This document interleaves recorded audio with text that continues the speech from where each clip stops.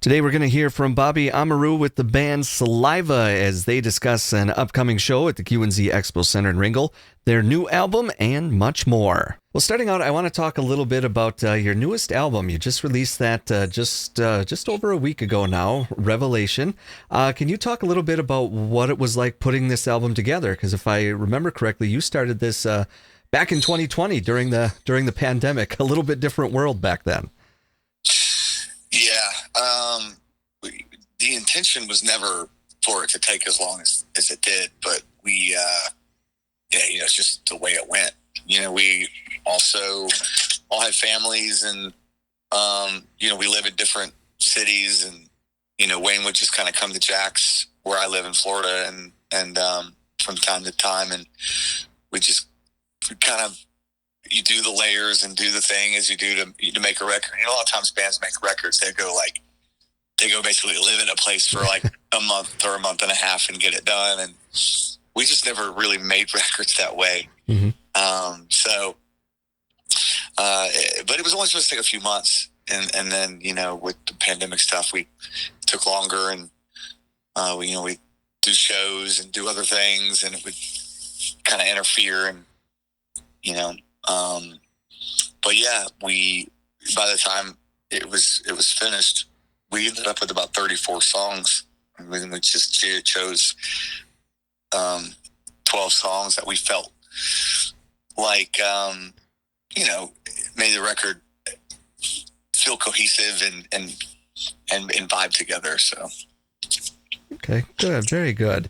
And now in listening to some of these songs, I feel like it was a little bit out of the box, a little out of the normal for you guys. I mean, is that something that you'd agree with? I feel like the stuff is pretty deep. Some of the songs, lyrics are deep, and I think Saliva, the brand in general, has always been about writing great songs that could appeal to people. And I don't think that that's any different at all here. That was, the goal. But I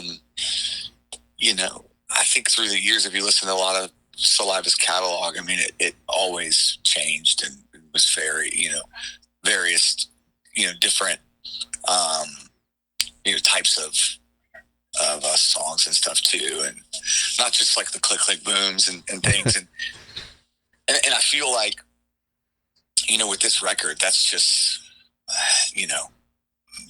the idea was never to write a click boom anyway. It was always to just how do we elevate the band and how do we kind of make the stuff feel relevant and we're trying to get back at radio and you got Octane and stuff, and you start looking at that format. It's like, it's not really a format for a song like Click Boom, So right. You kind of have to roll with the times and try to, make stuff that you think's gonna appeal to, a younger generation as well. I mean, this is kind of the people who are, it almost feels like any festival I go to, you got the young kids and they're the ones that are like the next generation. So if you can appeal to them, then you're doing something. Right. You're doing good. All right. Well, good. Very good. And switching gears here a little bit, you're on tour right now with Drowning Pool and Adelita's Way and others. How's that tour going for you guys?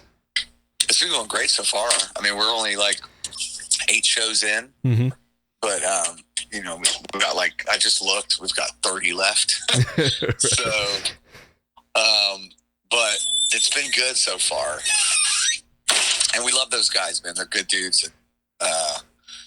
Drowning Pool was one of the first band when I first got in the band here. They were one of the first bands that I met, and just became friends with and stuff. So with CJ and Mike and those guys. So yeah, it's been good. All right, cool. Very cool. And, one of those shows you have coming up Saturday, September 30th, you're going to be here in Wisconsin at the Q&Z Expo Center in Ringgold. Have you guys had an opportunity to play out at the Q&Z before? Oh yeah, we've been there. Yeah. It's been years though. Yeah. Back when Peggy was doing stuff. Mm-hmm.